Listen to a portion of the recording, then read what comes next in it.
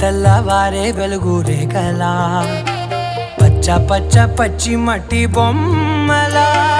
అల్లి బిల్లి వెన్న పాల నురగలా అచ్చ తెలుగు ఇంటి పూల కొమ్మలా దేవదేవుడే పంపగా ఇలా దేవతే మా ఇంట అడుగే పెట్టెనంట బ్రహ్మ కళ్ళలో కాంతులే మా అమ్మలా మా కోసం మళ్ళీ లాలి పాడేనంట.